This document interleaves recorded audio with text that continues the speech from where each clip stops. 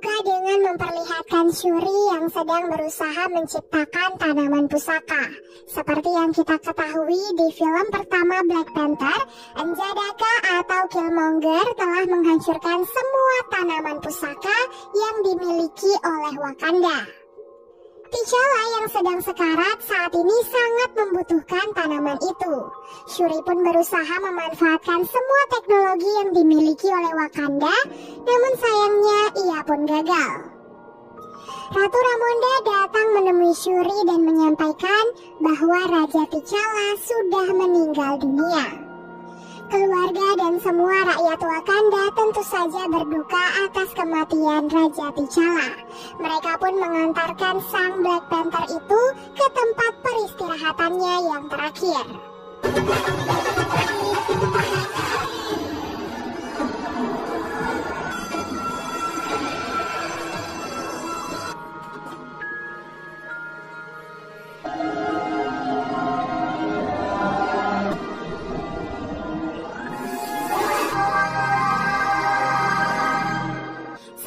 Kemudian Ratu Ramonda menghadiri sebuah pertemuan PBB. Dalam pertemuan itu, Wakanda mendapat tekanan dari negara lain untuk membagikan vibranium seperti yang sudah dijanjikan oleh Raja T'Challa dahulu. Ratu Ramonda pun menjelaskan kalau Wakanda telah sepakat untuk tidak membagikan vibranium pada dunia luar. Ia takut nantinya vibranium akan digunakan sebagai senjata untuk saling menyerang satu sama lain. Keputusan ini juga diambil atas dasar pertimbangan bahwa Wakanda kini telah kehilangan Black Panther sebagai pelindung mereka. Meskipun begitu, jangan berpikir bahwa Wakanda kini telah lemah. Mereka justru lebih memperkuat pertahanan untuk menjaga vibranium. Buktinya, Okoye dan para Dora Milaje berhasil menangkap para tentara yang dikirim oleh Prancis untuk mencuri vibranium yang terletak di tambang vibranium Wakanda. Dengan bukti penangkapan para tentara itu, Ratu Ramonda menegaskan pada semua negara untuk tidak macam-macam dengan Wakanda, apalagi sampai berani mengeksploitasi vibranium secara ilegal. Scene lalu beralih memperlihatkan Laut Atlantis. Malam itu para agen CIA menggunakan alat pendeteksi vibranium yang baru dalam ekspedisi vibranium di dalam laut. Sesuai dengan arahan dari alat pendeteksi itu, mereka pun berhasil menemukan tambang vibranium yang mereka cari. Beberapa penyelam kemudian diperintahkan untuk turun dan memeriksa tambang tersebut. Namun sesaat kemudian, satu persatu penyelam tiba-tiba menghilang secara misterius.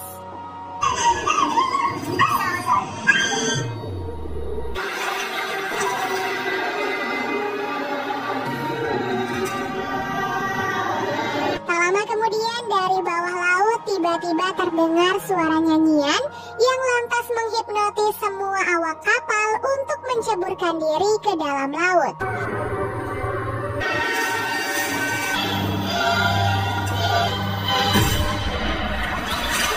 Setelah itu, orang-orang misterius dengan kulit berwarna biru naik ke atas kapal dan membunuh semua agen CIA yang ada di sana. Ratusan orang mati dalam peristiwa itu, dan hanya ketua misi yang bernama Valentina yang berhasil menyelamatkan diri. Akibat kejadian itu, para agen CIA pun menuduh Wakanda sebagai pelaku dalam pembantaian tersebut.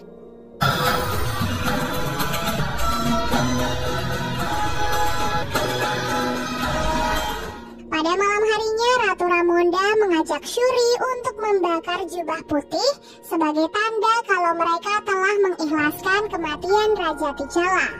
Namun Shuri menolak karena sejatinya ia masih belum ikhlas. Di tengah gelapnya malam, sesuatu tiba-tiba muncul dari arah danau. Tak disangka makhluk itu adalah Namor, pemimpin pasukan kulit biru yang sebelumnya menyerang agen CIA. Ratu Ramonda dan Shuri yang melihat hal itu tentu saja terkejut karena Namor bisa dengan mudah melewati keamanan canggih yang ada di Wakanda. Namor datang untuk memprotes Wakanda. Ia menyalahkan keputusan Raja T'Challa yang telah mengumumkan vibranium kepada dunia luar. Akibat hal itu, ada banyak pihak yang mencuri vibranium, bahkan sampai ke dasar laut. Ternyata di tempat tinggal Namor juga terdapat tambang vibranium sama seperti Wakanda. Ia pun meminta Ratu Ramonda untuk menangkap seorang ilmuwan yang bertanggung jawab karena telah menciptakan alat pendeteksi vibranium. Kalau Ratu Ramonda menolak, maka ia tak segan-segan akan membawa pasukannya untuk menyerang Wakanda. Keesokan harinya, Shuri dan Okoye pergi menemui Agent Rose untuk mencari tahu identitas ilmuwan yang dimaksud oleh Namor. Dari Agent Rose, mereka pun mendapatkan informasi bahwa ilmuwan yang telah menciptakan alat pendeteksi vibranium ternyata hanyalah seorang mahasiswi MIT yang bernama Riri Williams. Shuri kemudian mengajak Riri untuk ikut dengan mereka ke Wakanda. Sebelum pergi, Riri mengajak Shuri dan Okoye ke markasnya untuk mengemasi barang-barang. Di sanalah Riri menyimpan semua hasil penelitiannya yang membuat Shuri takjub. Namun sesaat sebelum mereka pergi, FBI tiba-tiba datang dan mengepung markas Riri. Alhasil Shuri pun kabur dengan menggunakan sepeda motor, Okoye menggunakan mobil Riri, sementara Riri menggunakan kostum Ironheart yang ia ciptakan. Saat ketiganya berhasil lolos dari kejaran FBI, mereka tiba-tiba mendapatkan serangan dari anak buah Namor.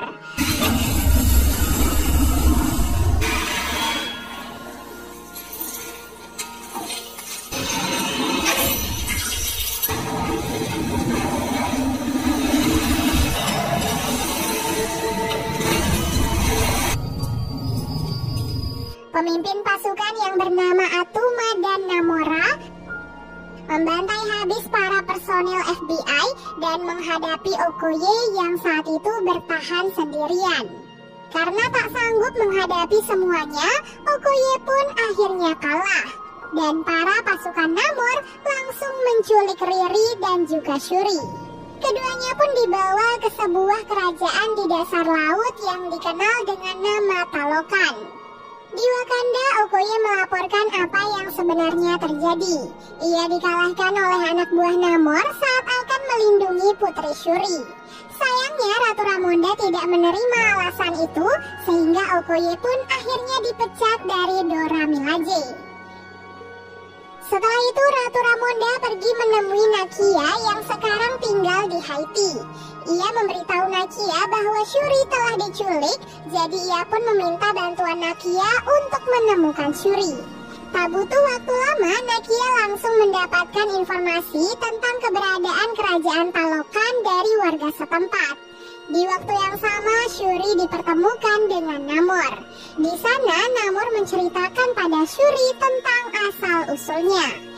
Ia diketahui telah hidup selama ratusan tahun. Dahulu, ibu Namor yang sedang hamil mengalami penyakit misterius. Ia dan para warga yang lain kemudian diberikan obat berupa cairan tanaman pusaka yang ditemukan di bawah laut. Nah, tanaman itu persis seperti tanaman pusaka yang ada di Wakanda, namun yang ini berwarna biru. Setelah meminum ramuan dari tabib, semua warga termasuk ibu Namor tiba-tiba berubah berwarna biru dan mereka kesulitan bernafas saat ada di daratan. Oleh sebab itulah, Namor akhirnya dilahirkan di dalam laut dan ia resmi menjadi manusia pertama yang lahir setelah peristiwa misterius tersebut.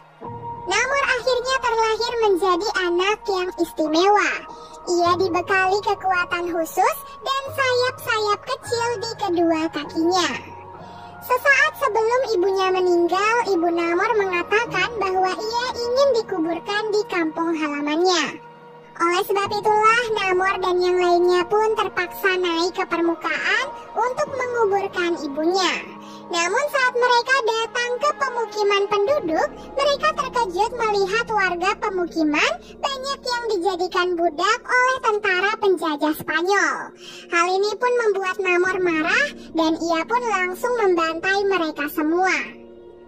Sejak saat itulah Namor sangat membenci manusia dan ia memiliki keinginan besar untuk menguasai dunia. Ia kemudian mengajak Wakanda untuk bekerja sama, dan jika Wakanda menolak, maka Wakanda akan menjadi negara pertama yang akan ia hancurkan. Lalu Namor mengajak Shuri untuk berkeliling melihat keindahan kerajaan Talokan.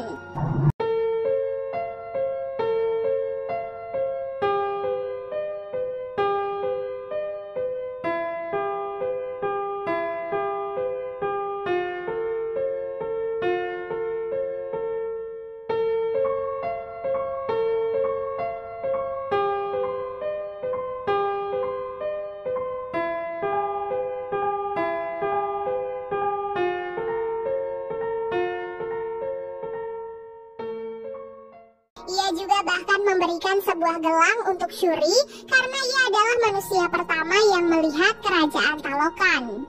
Di tengah perbincangan mereka, Namor tiba-tiba mendapatkan panggilan dari Ratu Ramonda.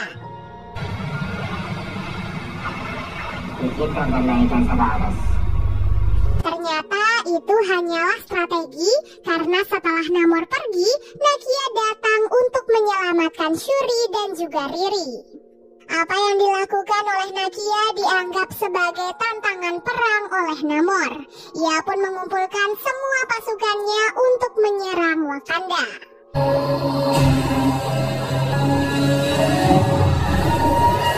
Di Wakanda, para warga menjalani kehidupan mereka dengan damai. Di sana terlihat Mbaku yang sedang mengawasi sekitar, dan ada Nakia yang bertemu dengan Okoye. Tak lama kemudian, Namor dan pasukannya berhasil menjebol tembok pertahanan Wakanda. Serangan dilancarkan dari berbagai penjuru hingga membuat pihak Wakanda merasa sangat kewalahan. Ratu Ramonda yang melihat hal itu langsung memerintahkan semua pasukannya untuk segera mengevakuasi para warga yang masih selamat dari penyerangan itu. Mbaku yang saat itu berada di TKP berusaha melawan pasukan Namor.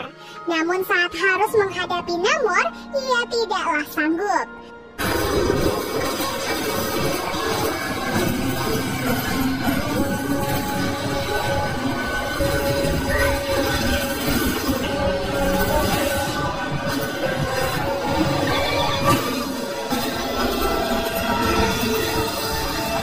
Shuri yang datang menggunakan pesawat langsung membidik Namor, namun ia kesulitan karena Namor bergerak sangat cepat saat berada di dalam air.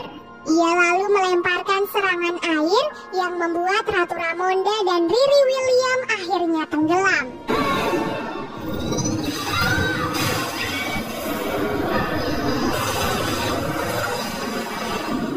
Ratu Ramonda yang masih sadar berusaha menyelamatkan Riri. Namun naas, hal itu malah membuatnya tewas. Namor sama sekali tidak menyesali perbuatannya. Ia bahkan bersumpah akan kembali dalam seminggu jika Wakanda tetap tidak mau menyerahkan Riri William.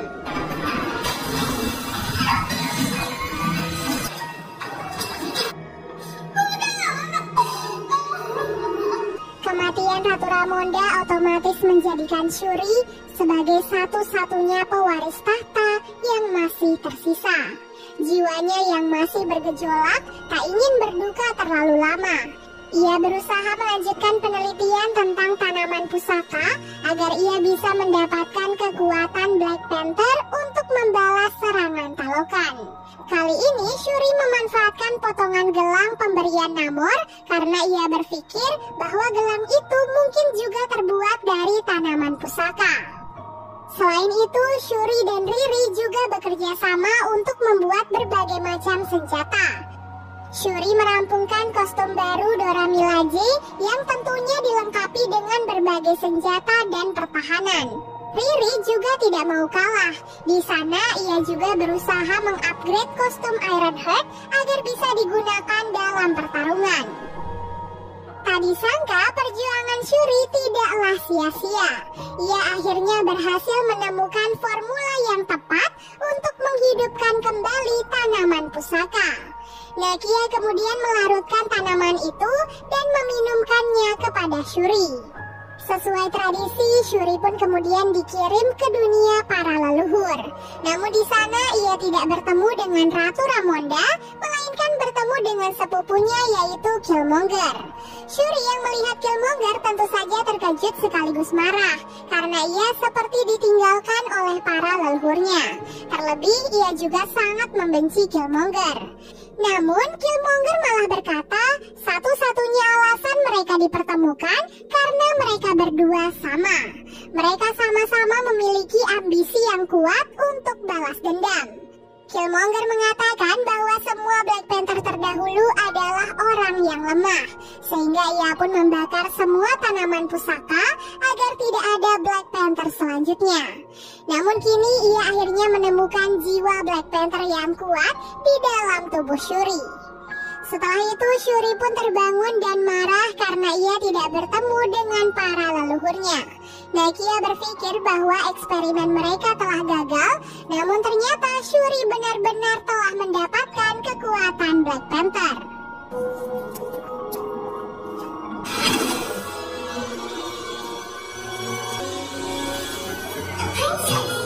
Dengan kekuatan itu, Shuri semakin yakin untuk balas dendam.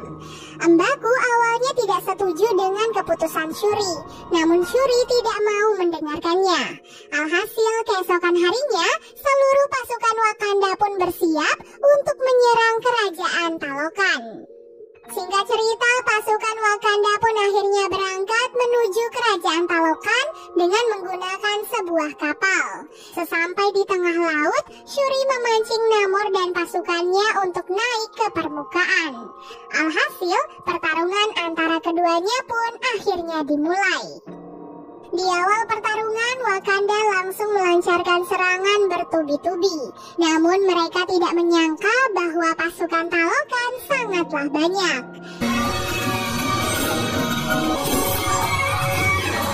Dari arah lain, Riri Williams dengan kostum Ironheart dan Shuri dengan kostum Black Panther berhadapan langsung dengan Namor. Tak disangka Shuri berhasil menjebak Namor dengan memancingnya masuk ke dalam pesawat yang sudah ia siapkan untuk mengeringkan Namor. Shuri berencana akan membawa Namor ke gurun agar mereka bisa bertarung di sana. Mengetahui bahwa Namor telah ditangkap, Mbaku langsung mengajak pasukan Wakanda untuk mundur. Namun Namora berhasil meledakkan mesin kapal sehingga pasukan Wakanda tidak bisa pergi kemanapun.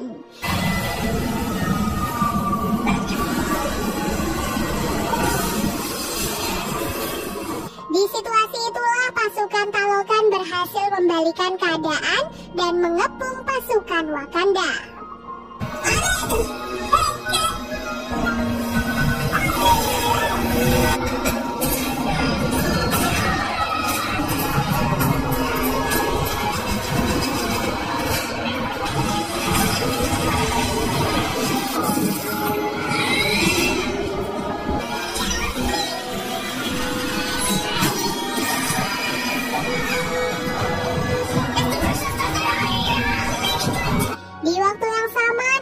Dan Shuri terlihat sedang berduel di tengah panasnya gurun. Namor yang sangat kuat ternyata masih bisa bertahan dan ia bahkan berhasil menusuk Shuri dengan sebuah tombak.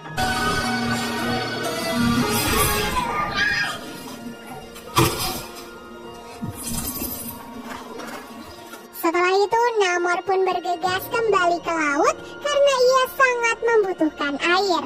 Namun di belakangnya Shuri ternyata berhasil melepaskan tombak dari tubuhnya dan membakar tubuh Namor.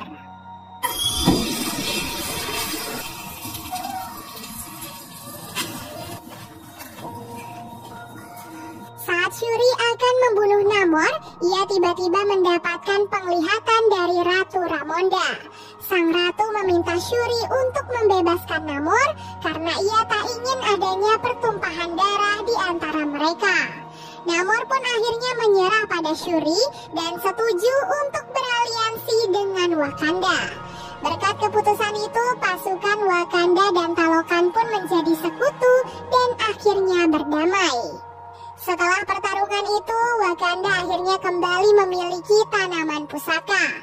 Sebelum pergi dari Wakanda, Shuri memberikan hadiah mobil untuk Riri sebagai hadiah perpisahan.